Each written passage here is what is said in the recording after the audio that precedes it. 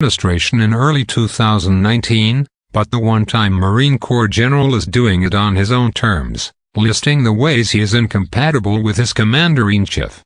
Chief among them is that Mattis believes Trump hasn't tended the diplomatic garden of international alliances, leaving the United States unable to defend its interests overseas. And the timing of his announcement was unmistakably linked to the president's announcement Thursday of a troop pullout from Syria that the two men disagreed about.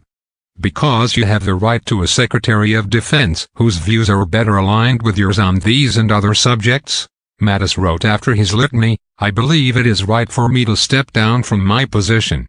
Trump treated the departure like any other in Washington's revolving doors. General Jim Mattis will be retiring, with distinction, at the end of February, after having served my administration as Secretary of Defense for the past 2 years, he tweeted.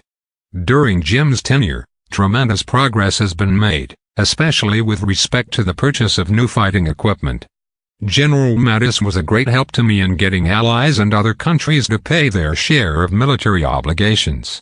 A new Secretary of Defense will be named shortly. I greatly thank Jim for his service. Mattis' message Thursday was far less rosy, a rhetorical flamethrower with a touch of khaki. One core belief I have always held is that our strength as a nation is inextricably linked to the strength of our unique and comprehensive system of alliances and partnerships, he wrote.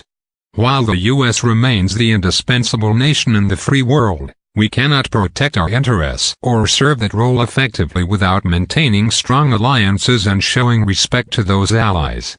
Mattis also declared that America must be resolute and unambiguous in our approach to those countries whose strategic interests are increasingly in tension with ours.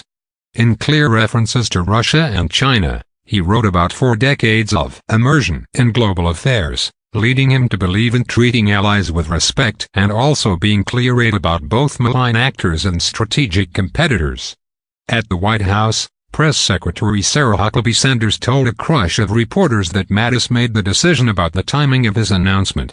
He and the president have a good relationship, but sometimes they disagree, she acknowledged, responding to a question about the Syria troop pullout's role in the defense secretary's departure. The president always listens to members of his national security team, but at the end of the day, it's the president's decision to make, she said. He was the one to be elected president, to be the commander-in-chief, and while he takes all of their opinions, and all of their advice into consideration, at the end of the day it's his decision to make. Trump made waves Wednesday at the Pentagon by announcing his withdrawal of America's mid-sized military contingent stationed in Syria. The decision, reached Tuesday in a small group meeting at the White House, didn't include consultation with General Joseph F. Dunford, Jr., the chairman of the Joint Chiefs of Staff. Mattis and Secretary of State Mike Pompeo were in the room. Both objected. Trump declared this week that his administration has won the war against the ISIS terror army, even though the Pentagon has said the group still has 30,000 soldiers in Iraq and Syria. Some administration officials are bracing for a possible pullout from Afghanistan next. The U.S. has 14,000 troops stationed there.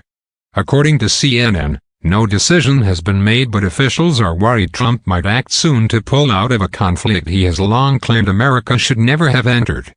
The president asked back in 2011, years before he began to flaunt his political ambitions, when will we stop wasting our money on rebuilding Afghanistan? We must rebuild our country first. Reactions to Mattis' announcement fell along partisan lines on Thursday. House Minority Leader Nancy Pelosi, who will become Speaker in January, said during a press conference at the Capitol that she was shaken by the resignation of General Mattis and called it a very sad day for our country. Pelosi encouraged reporters to read the resignation letter and to pray for the United States. You have leaders, great leaders, who have left the administration in dismay, and the rest of them have left in disgrace. And that's what this administration has been about, she claimed. Most Republicans thanked the defense secretary for more than 40 years of public service. Many Democrats lamented that one of the Trump administration's few adults in the room would be leaving. Illinois Democratic Senator Dick Durbin said on Twitter, America has lost more than an exceptional Secretary of Defense. We have lost the adult in the room when the president goes off on a tweet filled uninformed rant about our national security. Tennessee Representative Jim Cooper appeared to be tweeting from the same talking points. "I worry the White House meeting rooms will soon be vacant of adults," he wrote. California Democratic Representative Jimmy Gomez chimed in that adults have officially left the building. Fellow Californian Adam Schiff, who will chair the House Intelligence Committee in 2019 and 2020, took his criticism a step further. "Old Marines never die, but they do resign after the president ignores their advice, betrays our allies, rewards our enemies, and puts the nation's security at risk. Turn out the lights when Mattis leaves. We will not see his like again while Trump remains in office," Schiff tweeted. Outgoing House Speaker Paul Ryan, a retiring Wisconsin Republican, issued a more traditional statement, saying Mattis has made the nation a safer America at home, and a more commanding force abroad. His patriotism and grit are matched only by his humility and graciousness.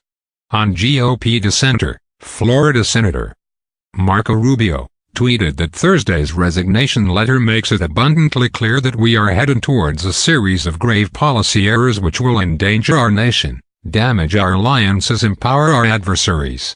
Trump has speculated before about how long Mattis might stay in his cabinet.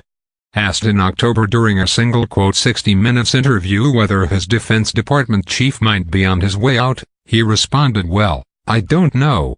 He hasn't told me that. I have a very good relationship with him. It could be that he is. I think he's sort of a Democrat, if you want to know the truth," he said. "But General Mattis is a good guy. We get along very well. He may leave. I mean, at some point, everybody leaves. Everybody. People leave. That's Washington." Virginia Democratic Senator Mark Warner tweeted in horror on Thursday, "This is scary. Secretary Mattis has been an island of stability amidst the chaos of the Trump administration. As we've seen with the president's haphazard approach to Syria, our national defense